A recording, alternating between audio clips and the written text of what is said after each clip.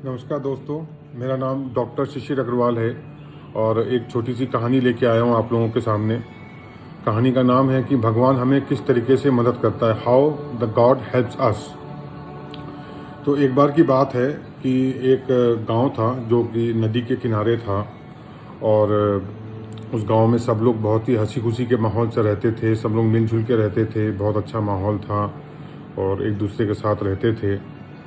और उस गांव में एक बहुत ही पुराना मंदिर था, बहुत ही पौराणिक मंदिर था, बहुत मान्यता थी। सब गांव वाले उस मंदिर को बहुत मानते थे और उसमें बहुत ही एक पंडित जी रहते थे जो बहुत सालों से उस मंदिर में भगवान की, ईश्वर की पूजा करते थे और उसको पूरा देख रेख करते थे।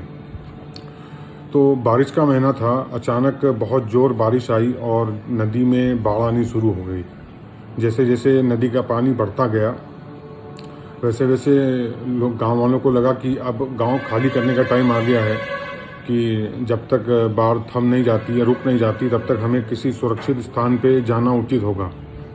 तो तभी जैसे जैसे ही गांव में पानी आया तो गांव वालों ने अपना अपना सामान उठा करके गांव छोड़ने की तैयारी शुरू की। तभी एक आदमी दौड़ता हुआ मंदिर में गया और पंडित जी को बोला कि पंडित जी, गांव में पानी आ रहा है, बाढ़ आ रही है, नदी में बारिश बहुत ज़्यादा हो रही है। तो गांव वाले सभी लोग जो हैं अपना अपना सामान लेकर के एक सुरक्षित स्थान पे जा रहे हैं कि जब तक बाढ़ नहीं थम जाती तब तक हम लोग उस सुरक्षित स्थान पे रहेंगे। तो पंडित जी को बड़ा गुस्सा आया और वो नाराज़ होकर उसको बोले कि मैं तुम लोग की तरह नास्तिक नहीं हूँ मैं इस मंदिर में मैंने अपना पूरा जीवन व्यतीत किया है और मुझे ईश्वर पे पूरा विश्वास है, भगवान पे पूरा विश्वास है कि कोई भी आपत्ति आए, कोई भी आपदा आए, ईश्वर स्वयं मुझे बचाने के लिए आएंगे और मैं पूरी तरह से सुरक्षित हूँ। तुम लोगों को जहाँ जाना हो तुम जाओ, मैं कहीं नहीं जा रहा हूँ, मैं यहीं रहने वाला हूँ। तो ये बात सुन करके आदमी भाग के चला गया। तो जैसे जैसे समय बीता, थोड़ी देर के लगभग आधी घंटे के बाद जो है मंदिर के अंदर पानी आ गया और धीरे धीरे करके पानी पंडित जी की कमर तक आ गया। तो ये देख कर के पास में ही टेबल रखी हुई थी, पंडित जी उसके ऊपर चढ़ गए और मंदिर के अंदर तक पानी आ गया। तो थोड़ा समय ही बीता था तो एक आदमी नाव में आया बहुत तेज़ी से और उसने बोला कि मुझे किसी ने बताया, गांव वालों ने बताया कि पंडित जी अंदर ही छूट गए हैं, मंदिर में ही हैं, आप जाइए जाके उनको ले आइए। तो मैं आपको बचाने के लिए आया हूँ, जल्दी से आप मेरी नाव में आके बैठ जाइए और मैं आपको एक सुरक्षित स्थान पर ले चलूँ। तो पंडित जी फिर नाराज़ हो गए, फिर बोले कि मैंने पहले भी बताया था, मैं दोबारा बता रहा हूँ कि मैं तो भगवान में आस्था रखता हूँ, मैं तुम लोग की तरह नास्तिक नहीं हूँ और मैं तो कहीं नहीं जा रहा, मैं यहीं रहने वाला हूँ। मुझे बचाने के लिए स्वयं ईश्वर आएंगे तो ही मैं जाऊँगा, तुमको जाना है तो जाओ, मेरा पीछा छोड़ो। तो ये बात सुन करके वो नाविक जो था वो चुपचाप चला गया। बाकी जो लोग बचे थे गाँव में, उन लोगों को बचाने के लिए वो नाविक निकल पड़ा। तो जैसे जैसे बाढ़ का स्तर बढ़ता गया, पानी का स्तर बढ़ता गया, तो पूरा का पूरा मंदिर की छत तक पानी आ चुका था। तो ये देख करके पंडित जी तुरंत उसकी छत पे चले गए और ऊपर ईश्वर की तरफ देख करके कामना करने लगे कि हे ईश्वर मुझे बचाओ, किसी तरह से मैंने आपकी इतनी सेवा की है। तभी थोड़ी देर में इस बाढ़ को आए 2-4 घंटे बीत चुके थे, तभी एक सर्च हेलीकॉप्टर आया ऊपर से और उसने रस्सी फेंकी और नीचे आवाज़ लगाई कि पंडित जी रस्सी पकड़िए और रस्सी पकड़ के तुरंत ऊपर हेलीकॉप्टर में आ जाइए, मैं आपको बचाने के लिए आया हूँ और आपको एक सुरक्षित स्थान पर ले जाऊँगा। तो पंडित जी ने फिर कहा कि ना, मैं तो तुम जैसे नास्तिक लोगों के साथ कहीं नहीं जाऊँगा, मुझे तो स्वयं ईश्वर बचाने आएंगे तो ही मैं कहीं जाऊँगा, वरना मैं कहीं नहीं जाऊँगा। तो सर्च हेलीकॉप्टर उनको छोड़ करके बाकी जो लोग गाँव में कुछ छूट गए थे उन लोगों को बचाने के लिए आगे बढ़ पड़ा। तो धीरे धीरे देखते देखते पानी का स्तर और बढ़ता गया और बढ़ता गया।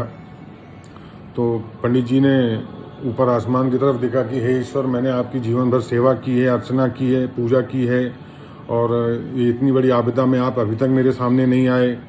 और वो उनको याद करने लगे कि कृपया मेरे सामने प्रकट होइए, मेरी मदद करिए, मुझे इस समस्या से बचाइए, मैंने तो सबको मना कर दिया। तो ये बात सुन करके स्वयं भगवान उनके सामने प्रकट हो गए। तो पंडित जी ने कहा कि ईश्वर अब आप आ रहे हैं, बताइए, मैं तब से आपका इंतज़ार कर रहा हूँ कि कोई आप आइए और मुझे बचाएं। तो ईश्वर ने कहा कि अरे मूर्ख, मैं तुम्हारे पास 3 बार आया, बाढ़ आते ही सबसे पहले मैं दौड़ के तुम्हारे पास आया कि तुरंत अपना सामान उठाओ और एक सुरक्षित स्थान पर चलो। तुमने मुझे मना कर दिया। फिर थोड़ी देर बाद मैं नाव पे बैठ के तुम्हें बचाने के लिए आया कि चलो तुम्हें सुरक्षित स्थान पे ले चलूं, तब फिर तुमने मना कर दिया। फिर तीसरी बार मैं हेलीकॉप्टर में आया तुमको बचाने के लिए, तब फिर तुमने मना कर दिया। तो तुम इतने बड़े मूर्ख हो, मैं तुम्हें 3 बार बचाने के लिए आया, उसके बाद तुम मुझे पहचान नहीं पाए। तो पंडित जी को अपनी गलती का एहसास हुआ कि हाँ भाई ये तो गलती हो गई। पंडित जी ने ईश्वर से माफ़ी मांगी कि ईश्वर मुझे माफ़ कर दीजिए, मुझसे गलती हो गई, मैं आपको पहचान नहीं पाया, प्लीज़ मुझे बचा लीजिए, मुझे यहाँ से ले चलिए। तो ईश्वर ने उनको बचा लिया।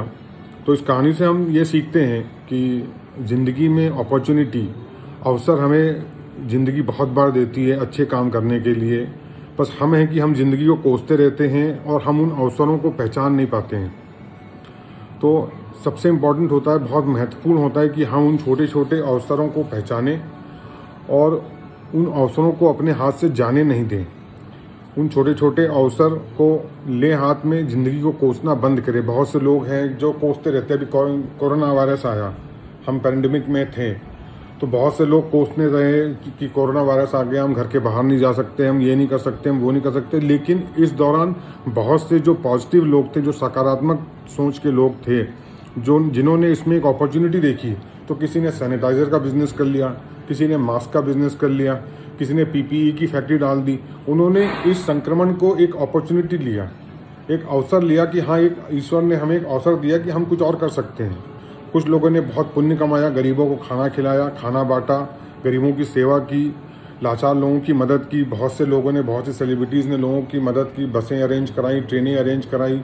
हमारे प्रधानमंत्री जी ने इस अवसर को बहुत मदद की। बहुत सारे देशों से बहुत अच्छा रिलेशन बना, जैसे इंडिया अमेरिका का रिलेशन बहुत इम्प्रूव हुआ। तो उन्होंने इस अपॉर्चुनिटी का, इस अवसर का पूरा फ़ायदा उठाया। तो हमें ये सीखना चाहिए कि ज़िंदगी में हमें अपॉर्चुनिटी, अवसर ज़िंदगी हमें बार बार देती है, हमारे दरवाजे बार बार खटखटाती है, लेकिन हमें सिर्फ उसे पहचानने की ज़रूरत होती है। अगर हम उसे पहचान लें, उस अपॉर्चुनिटी को स्वीकार लें, उसका यूज़ करें, उसका इस्तेमाल करें, तो हम ज़िंदगी में हमेशा आगे बढ़ते रहेंगे। कभी हमें अपनी ज़िंदगी को कोसने का मौका नहीं मिलेगा, कभी हमें दुखी होने का मौका नहीं मिलेगा। बस इतना ही मैं संदेश आप लोगों को इस कहानी के द्वारा देना चाह रहा था। यदि अच्छा लगा हो तो दूसरों के साथ ज़रूर शेयर करिएगा। बहुत बहुत धन्यवाद वीडियो देखने के लिए। धन्यवाद।